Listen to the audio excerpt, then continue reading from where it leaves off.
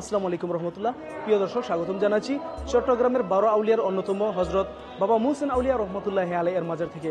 আপনারা জানেন হজরত মুহসিন আউলিয়া রহমতুল্লাহ আলাই আরব থেকে এই বাংলার জমিনে ইসলাম প্রচার করতে এসেছিলেন একটি পাথরের উপর ভর করে, যিনি সাগরের উপরে পাথরকে তরি বানিয়ে এই বাংলার জমিনে এসেছিলেন। আজকে আপনাদেরকে হজরত বাবা মুহসিন আউলিয়া রহমতুল্লাহ আলাই এর জীবনী উপস্থাপন করব এবং আপনাদেরকে দেখাতে চেষ্টা করব বাবা মুহসিন আউলিয়া রহমতুল্লাহ আলাই কোন পাথরে বসে এই বাংলার জমিনে এসেছিলেন।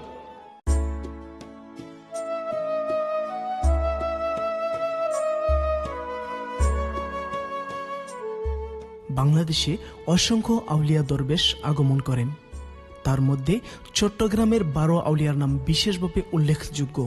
সৈয়দুল আউলিয়া আশিকুল শিরোমণি হজরত শাহ মুহসিন আউলিয়া রহমতুল্লাহ আলাই ছিলেন 12 আউলিয়ার মধ্যে অন্যতম। বর্তমানে চট্টগ্রাম শহরের 25 কিলোমিটার দূরত্বে আনোয়ারা উপজেলার রুস্তমহাট সংলগ্ন বটতলী গ্রামে তার মাজার শরীফ অবস্থিত। হজরত মুহসিন আউলিয়া রহমতুল্লাহ আলাই সুদূর ইরাক হতে সমুদ্র পথে একটি পাথরকে নৌকার মতো পানিতে ভাসিয়ে চট্টগ্রামে এসেছিলেন। আজকে সেই পাথরটি দেখাতে ও মুহসিন আউলিয়ার জীবনী আপনাদের মাঝে উপস্থাপন করার জন্য বরাবরের মতোই শ্রদ্ধেয় বড় ভাই রিপন খন্দকারের দিক নির্দেশনায় চলে আসলাম হজরত শাহ মুহসিন আউলিয়া রহমতুল্লাহ আলাই এর মাজারে।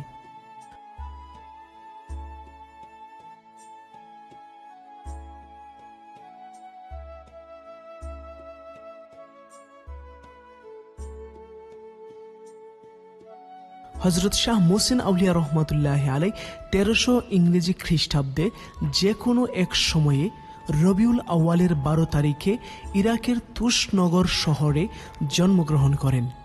তার পিতার নাম হজরত সৈয়দ আহমদ সুফি রহমতুল্লাহ আলাই, তার মাতার নাম সৈয়দা আনোয়ারা রহমতুল্লাহ আলাই। উক্ত পিতামাতার ঔরসে তারা 2 ভাই জন্মগ্রহণ করেন।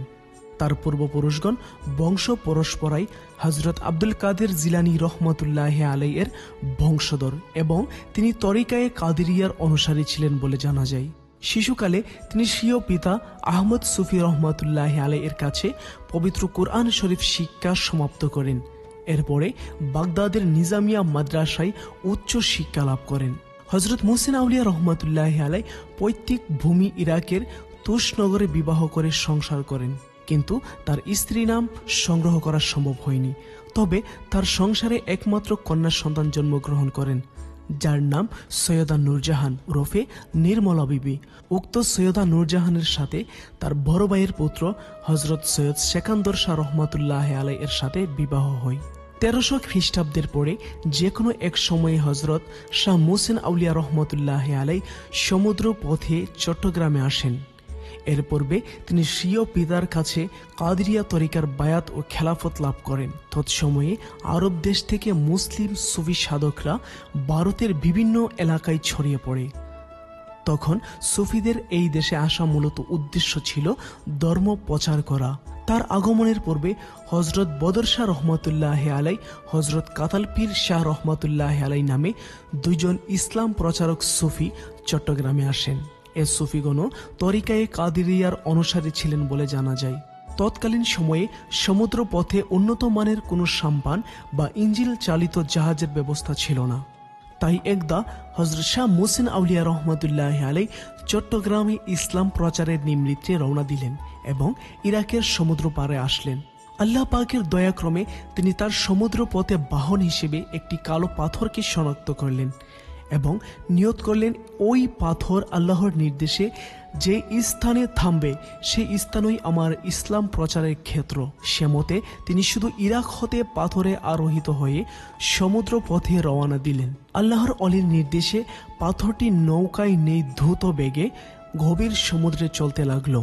অবশেষে পাথরটি বর্তমান আনোয়ারা থানার দক্ষিণ গহিরা গ্রামের পশ্চিম সমুদ্র উপকূলীয় ইসাখালী গ্রামে করিরহাট বন্দরে এসে থেমে গেল, যা বর্তমান গহিরা সমুদ্র উপকূল থেকে প্রায় 8 মাইল পশ্চিম বঙ্গোপসাগরের বুকেই ছিল, যা কালের বিবর্তনে সমুদ্রে তলিয়ে যায়।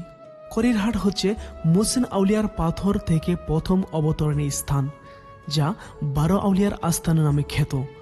সেখান থেকে তিনি চলে যান তৎকালীন দেয়াং রাজ্যের বর্তমান আনোয়ারা থানা ঝিউরি গ্রামে।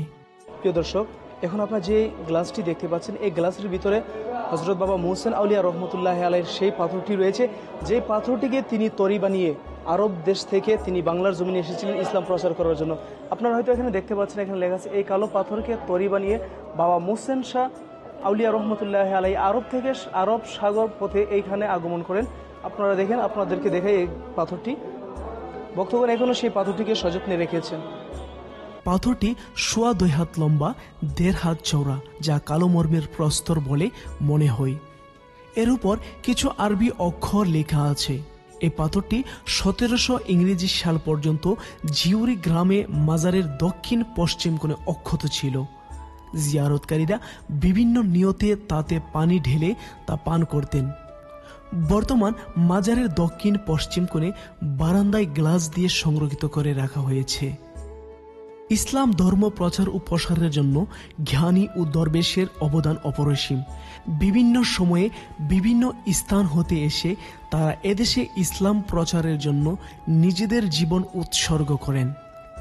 বাংলাদেশ তথা চট্টগ্রামের আশেপাশে কতিপয় অসভ্য জঙ্গলি জাতীয় লোক বসবাস করত। ধর্ম ও তার কর্ম সম্পর্কে তারা কিছুই জানত না। তাই এ সমস্ত অসভ্য জঙ্গলি জাতীয় লোকদিগকে ইসলামের উজ্জ্বল আলোকে আলোকিত করেন। তৎকালীন সমাজের কুসংস্কার, দুর্নীতি, সংকীর্ণতা, স্বার্থপরতা, পরশিকাতরতা, ধর্মীয় গোড়ামি, মূর্তি পূজা ও অমুসলমানদের মুসলমান করেন যিনি, তিনি হচ্ছেন আধ্যাত্মিক শক্তি সম্পন্ন কামেল পুরুষ, শ্রেষ্ঠ সাধক ও অন্যতম ধর্ম প্রচারক হযরত শাহ মুহসিন আউলিয়া রহমতুল্লাহ আলাইহি। যারা আধ্যাত্মিক সাধনায় কামেয়াব হন তারা অলি। অলি এক বচন, তার বহু বচন হচ্ছে আউলিয়া। অলিদের মধ্যে যিনি সর্দার তাকে আউলিয়া বলা হয়। হযরত শাহ মুহসিন আউলিয়া রহমতুল্লাহ আলাইহি তার সমসাময়িক যুগে অলিদের সর্দার ছিলেন, তাই তার নামের পরে আউলিয়ার শব্দ যুক্ত হয়। অঙ্গরখালির স্থানীয় এক মহিলা হযরত শাহ মুহসিন আউলিয়া রহমতুল্লাহ আলাইহি এর ভক্ত ছিলেন। তিনি তাকে অধিক ভক্তি করতেন এবং প্রায় সময় শাহ মুহসিন আউলিয়া রহমতুল্লাহ আলাইহির দরবারে হাদিয়া, তোহফা নিয়ে আসতেন।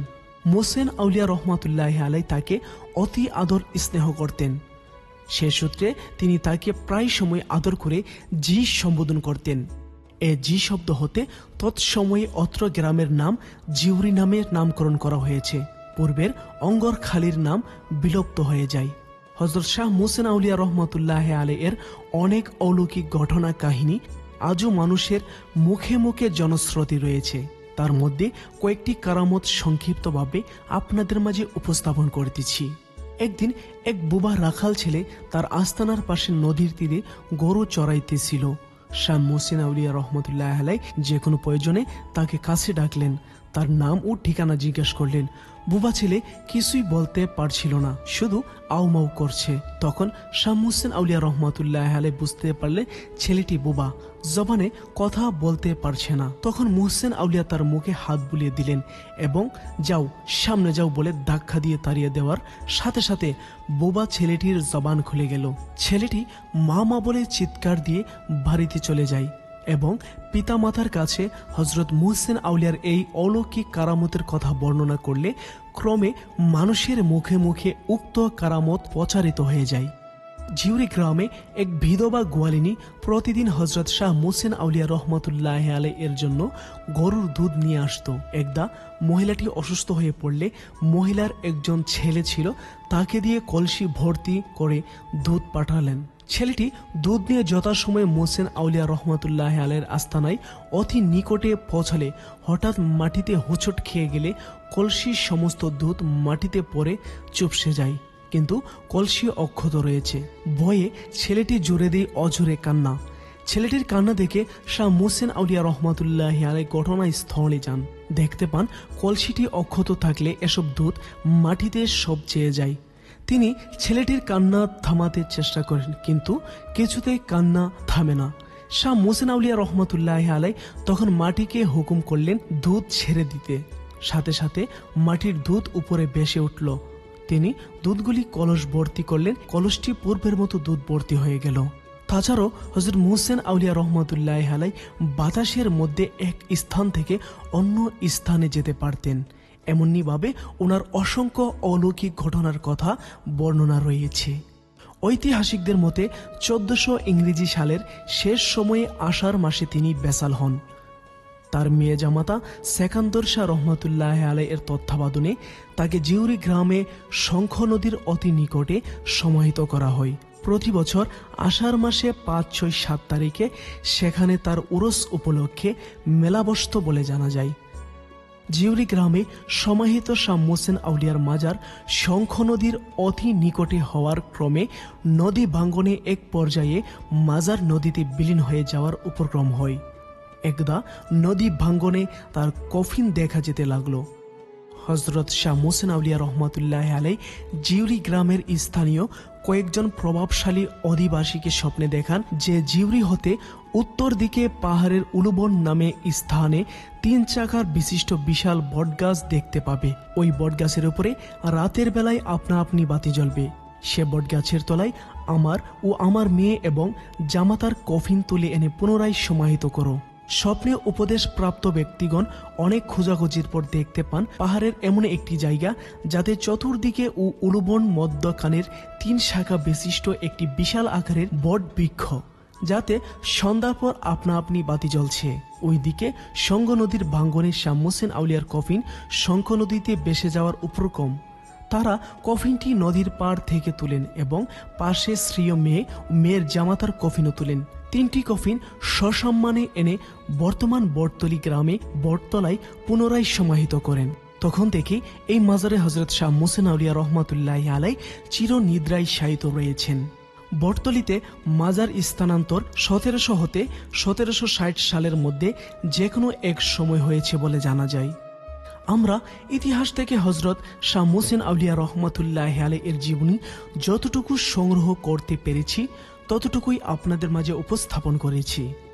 এই মহান অলির সম্পর্কে আরও বিস্তারিত জানতে চাইলে ওনার মাজারে এসে একদিন জিয়ারত করে যাবেন। পরিশেষে সকলের সুস্বাস্থ্য কামনা করে বিদায় নিচ্ছি আজকের এই কাফেলার অনুষ্ঠান থেকে। দেখা হবে আমাদের পরবর্তী কাফেলার অনুষ্ঠানে। ততদিন সকলে ভালো থাকবেন, সুস্থ থাকবেন। আল্লাহ হাফেজ।